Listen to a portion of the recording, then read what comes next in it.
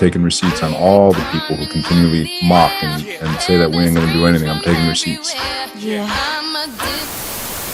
What's up, Jets fans? It's Christian from the Jets Report, and today I'm joined with my co-host James for the 7th episode of the Taking Receipts podcast. The Jets obviously just came off a big, crucial win against the Bears at home with a magical performance from Mike White. So, James, what are your thoughts on that game to start off? How you feeling? And, how you feeling about Mike White in the quarterback position specifically? I'm feeling good. It was the first time, what feels like a long time, in which this was a game where the Jets just had to take care of business, right? Everyone within the organization, all the fans, everyone around the NFL knew the Jets were the better team than the Bears, and everyone was expecting them to go in there and do their thing, and they did. They did more than that. And in terms of Mike White, I thought he did a great job. He did everything that we as a fan base and the organization asked him to do and more. All week we preached that he has to find the open receiver. He has to get rid of the ball quickly. He has to get the ball in his playmaker's hands. And that's exactly what he did. He didn't do too much, but with the offense we have and the playmakers we have, it made it look like a lot in the stat sheet. And for the first time all season, personally, I felt that the offense was in control and they had a quarterback that was in control. It got to points where it was second and long, third and medium to long, and I wasn't quite concerned about us converting because it felt like we had a guy who was going to make the right decision, who was going to make a good throw and was going to make it on time. And I was really impressed by him, but at the same time, I'm not going to buy too much stock into him because at the end of the day, it was a Chicago Bears team that's not good and they were injured. So I'm very happy with the performance all around, especially with Mike White. But again, I'm not going to buy too much into it. I want to see it again next week in a much more important game against a much better team. Overall, I was really encouraged by Mike, by the offense as a whole, by how the defense was able to recover after a couple tough drives to start the game. And once again, I'm really excited about the way this team and the direction it's going. Yeah, absolutely. Like you said in the beginning, I think it is so crucial that we are winning these games at home against teams that we are clearly better than, just to secure a playoff spot and make sure we're still in the race. Obviously, beating the Bears this past week was huge. We got teams like the Lions and the Jaguars upcoming at home. Those games are absolutely must-win games if we want to be a real threat and contending for the playoffs. So, Mike White came in, he did his job, like you said, he took what the defense gave him. He took advantage of the weapons we have on offense, which honestly we can't say we've seen all year from Zach Wilson, taking advantage and spreading the ball around. Mike White completed passes to 10 different players on offense this past week, which was awesome to see. I mean, that it's just so cool to see all of our guys getting involved. The team morale was high. The guys were celebrating together. It was just an awesome total offensive performance, complemented by a solid defensive performance, like always. But I definitely agree. It was against the Chicago Bears. They were missing two of their starting safeties. They were banged up in general. So can we put too much stock into the 315 yards, the 3 touchdowns, no turnovers, and almost an 80% completion percentage? I think you have to take it with a grain of salt. Definitely. I agree with you. It was against a weaker defense, and we have much bigger and much more crucial games coming up against real playoff and Super Bowl contenders. In my opinion, the Vikings and the Bills.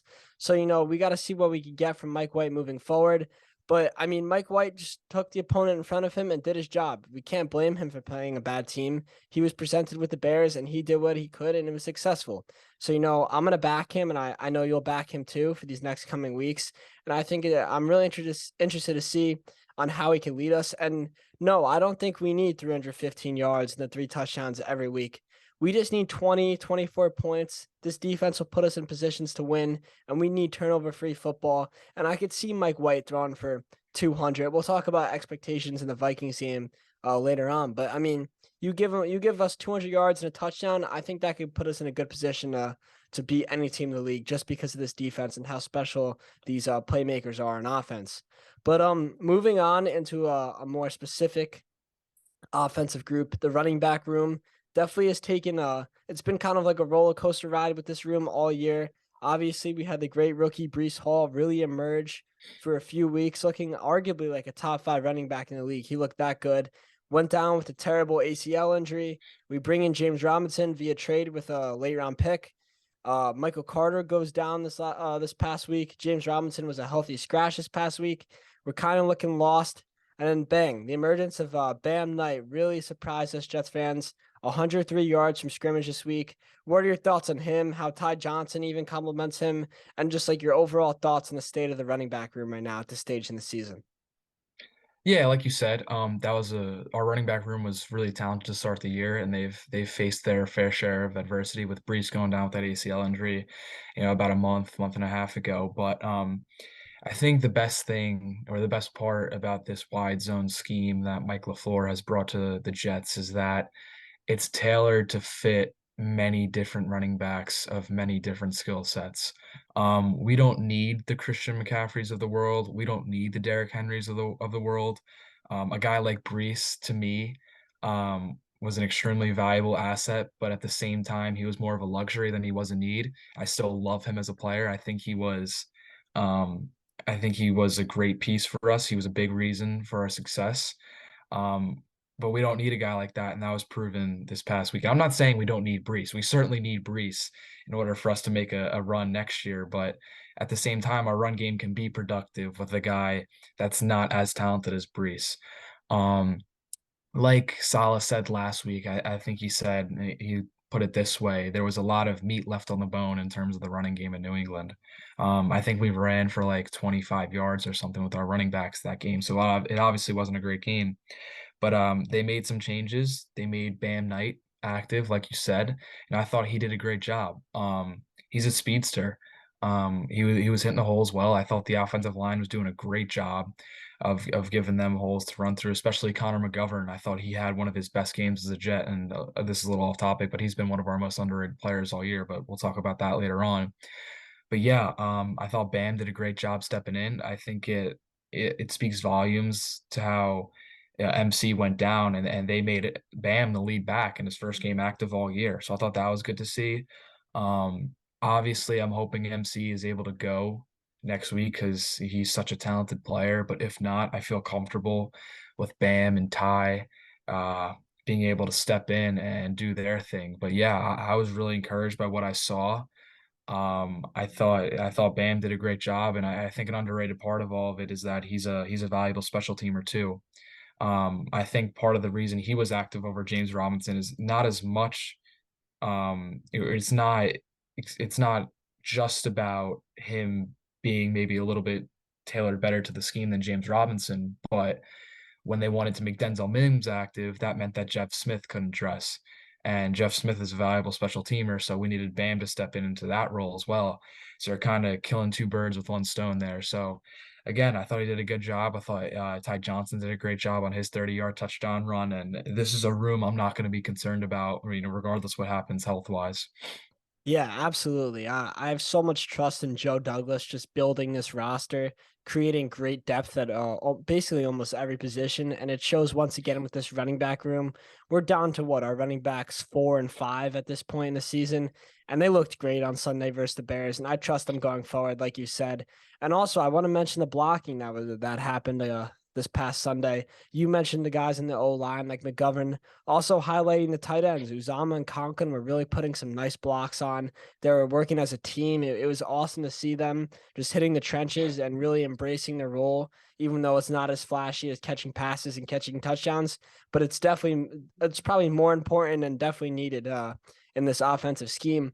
And one thing I love about Bam Knight, it's not a knock on Michael Carter. I think Michael Carter's a great back, like you said, and I can't wait to get him back. Hopefully the injury isn't too serious. I heard there is a chance he plays this week, which would be awesome, just to give the Vikings different looks, because I think all the running backs complement each other well. But one thing I always think about with Michael Carter is he's great at forcing the missed tackles, but sometimes he runs east to west a little bit too much, doesn't really hit the hole, tries to make a guy miss on the outside, bounce it outside, which I love. I think I love the creativity coming from him trying to make a big play. But Bam Knight, man, he really hits that hole hard. He's quick with his decisions, and he's like an explosive, violent runner. And that's something I love to see. He always bangs out the extra 2 to 3 yards, going straight up the middle, north to south. So that's something that, it adds a good element in this running back room. It kind of reminds me about how Brees Hall hits his holes. Obviously, Brees Hall is a very special back and was taken with a high draft pick. But, Bam Knight definitely embraces that role where he kind of runs a little bit like Brees Hall, and it's awesome to see. He was also great catching passes out of the backfield. Honestly, I didn't know he had that skill set as part of his game, but he made crucial plays on multiple big parts on offensive drives that I love to see. So, he's really becoming a good surprise this year, an all around back that I think can really play a crucial role for the rest of the regular season and hopefully in the playoffs. So I'm very happy with the state of the running back room despite all the injuries. But moving on, we got a big game against the Vikings this week. The 9-2 NFC, one of the top teams in the NFC. They're no team to mess with. They got crazy offensive weapons. Obviously, they have Justin Jefferson, which should be a cool storyline between Sauce Reed and Michael Carter II in itself. But what are your thoughts going into the game? How are you feeling? Personally, I think if we win, it'll sort of set us up very nicely for the playoffs. But how you feeling going into the game? What are your keys to the game, and just your overall thoughts? Yeah, it's going to be a tough one, no doubt. Minnesota is one of the best teams in the league. I don't really care what the analytics say, they're frauds or this or that. But at the same time, I think we match up really well with them. I don't think they're unbeatable. It is going to be tough going to their place. It's going to be loud. It's going to be a dome. Their fans are excited, but with our defense, and if Mike can do what he did this past weekend, and I'm not asking, like you said, for 300 yards and 3 touchdowns. I'm just asking for turnover-free football and just to move the ball down the field. And if he's able to do that, I think we got a good shot. But for the first time all year, we've been saying it's gonna be a low scoring game. Our defense is gonna keep us in it. I don't know if our defense can do that. I'm not doubting our defense. We have one of, if not the best defenses in the NFL. But the Vikings offensive attack is so dynamic that it's extremely hard to stop. I mean, you key in on Justin Jefferson, which is pretty hard to do. They'll just hit you with Dalvin Cook. If you key in on Dalvin Cook, that's more than likely going to leave Jetta's one-on-one on the outside. And I don't like that matchup, regardless of who's playing DB. But I trust Robert Saleh and Jeff Ulbrich and our defensive staff to come up with a game plan that will attempt to shut down this Vikings offense. They've been shut down before. Just 2 weeks ago, Dallas went in there and kept them to 3 points. But I think a key is going to be shutting down Dalvin Cook. As much as I just praised Justin Jefferson, again, he's not invincible. He's not unguardable, especially with the secondary we have. I don't know how the Jets will approach guarding him. I know a few weeks back when we faced Diggs, we put DJ on him and we doubled him with LaMarcus Joyner, and we put Sauce on their number 2, Gabe Davis. In this case, it would be Adam Thielen. So I don't know if they're going to double Jefferson with DJ Reed in the safety, or if they'll let Sauce shadow him all game. Again, I don't know how they're going to handle that, but I trust them to come up with the right decision. But once again, it's the key is going to be to stop Dalvin Cook. As much as the Bears struggled, their offense struggled against our defense this past Sunday, it seemed as though they were able to run the ball a decent amount throughout the game, and I think I mean, losing Sheldon Rankins is showing right now. We need a defensive tackle that could step in there next to Quinnen and stop the run. But again, this team is good. Going into Minnesota is going to be tough, but they're not invincible. And in terms of a playoff run, if we want to make one, winning one of the next 2 against Minnesota or Buffalo is really going to help us. I'm not saying they're must wins, either of them, but I think if we can steal a game from one of these 2 and then hopefully beat Jacksonville and Detroit at home, that puts us in a really good spot. So this is a really important game. I'm looking forward to it. I think it's going to be a good one. I think we match up well, these 2 teams. So I'm really excited for it. Yeah, absolutely. Like you said, it is definitely an offensive league. I know we have a great defense, but this offense is no slight. You mentioned guys like Jettas, Thielen, Cook. They also have TJ Hawkinson, who they added at the trade deadline. I mean, they are just so deep. It's impressive. And obviously, I don't view Kirk Cousins as a top 10 quarterback. I don't know where you stand on him, but he's definitely no slight. I mean, he can manage the game, he can move the ball around, and he can make big throws when it's needed. And he's proven that all year. He's got the Vikings at 9-2. So it's definitely not going to be an easy matchup for our defense. But like you said, I also trust our defense. You mentioned the cornerback matchups from a personnel standpoint, but also just from a mentality standpoint. I think Sauce and Reed are going to embrace this, just like they embraced Diggs and Josh Allen. I think they have the mentality where they think they're the best duo in the league. They can match up with anyone. It doesn't matter who, and they'll make plays. So I trust in them, And honestly, I love Sauce. I think he has this mentality where he's a rookie and he wants to face all the top guys in the world right now as a rookie because he wants to prove himself and he makes plays time after time again. So, I'm ready to see what he does with Jettas, even if he has the matchup against Thielen more primarily because of how the personnel is set up. I still trust him and I still have a lot of faith. And moving on to the offensive side of the ball, like you said, I don't think Mike White has to do too much. 200 yards, 250 maybe if he's feeling good. But this Vikings pass defense also isn't anything special. They have a very powerful offense that's been propelling them to a lot of wins. But if you look at a lot of their losses and a lot of their tight games, they're high scoring games. This Vikings defense is no elite unit. I'm not really fearing them like I might fear the Bills or the Patriots. It's one of those games where I think Mike White can still have a solid day, especially with our offensive weapons. I think he spreads the ball around again.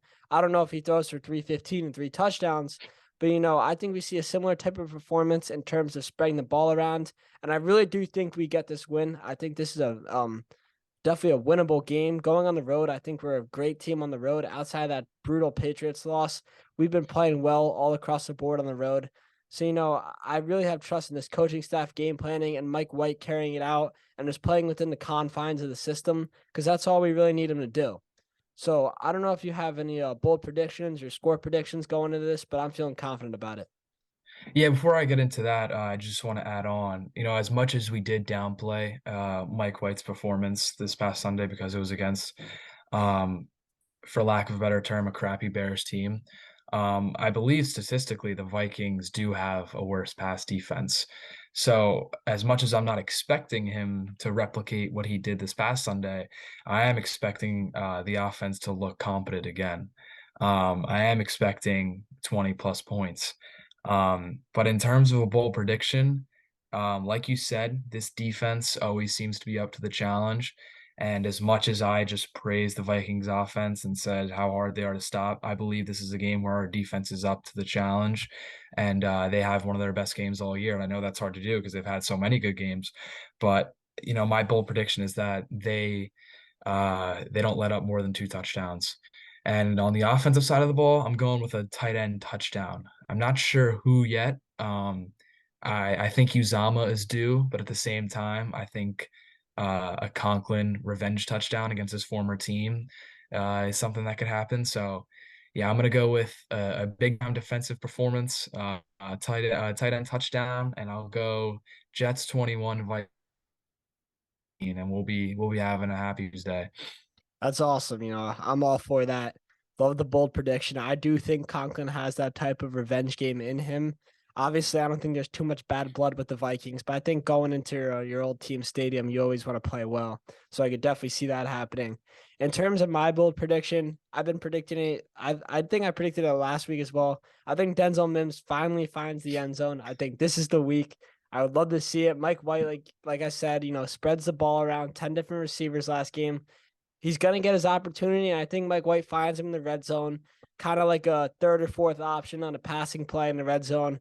Finds Mims for a touchdown. It'll be awesome. Great for the storyline. The boys with the trade request scoring with Mike White at the helm. So I think that would be awesome. In terms of a score prediction, I'm going a little not your average score. I'm going 25-18 Jets. I think it's going to be one of those games where it's close and we pull away at the end in the fourth quarter with a nice drive from Mike White and this defense holding the Vikings down to no points in the fourth quarter. And I think it's going to be one of those games that's going to be a season-defining game that propels us into the playoffs. And I think it would be absolutely awesome for us in terms of getting to that 10-11 win mark that all of our fans desire. But I don't know if you have any closing thoughts before we wrap this up. Yeah, there's no doubt about this game being a big one. And, like I mentioned a little while ago, the Vikings offense struggled really for the first time all year against the Cowboys. They were only able to muster 3 points. And the biggest reason is because of the Cowboys pass rush. I mean, they were hitting Kirk repeatedly. He didn't even have time to find Justin Jefferson down the field. So we have a fantastic defensive line. This is a Twitter term, but this is a legacy game coming up for them. If they're able to have another one of their dominant performances, then I think we'll be in for a good one because, they only had 2 sacks this past Sunday, and I think that's mainly because Trevor Siemian was playing quarterback and he was practically getting the snap and throwing the ball as soon as he could. So I think this is a big time task coming up for our D line. I don't know how good the Vikings offensive line is. I know Christian Darrisaw is having a hell of a year over at left tackle. I don't know if he's healthy or not, or what the deal is with him. But if we want to win this game, if we want to have a good defensive performance like I predicted, it's gonna rely heavily on our defensive line. Less about those corners. I mean, if we give Kirk time to throw, then our corners are gonna be tested as well. But I think it's a big game for Carl Lawson, for Quinnen Williams, Jermaine Johnson, Bryce Huff, all those guys. So I'm looking forward to it. Yeah, absolutely. If we get pressure with 4, that'll open up so much for our defense because then we'll be able to focus on those great offensive weapons they have and have success when Kirk Cousins is under pressure. But, that about wraps it up for today's podcast. Huge game against the Vikings, season defining moment. And I know we're ready for it. And I really hope and I really do think we come out a win. But, as always, leave your thoughts in the comment section down below about about this game. And as always, go Jets.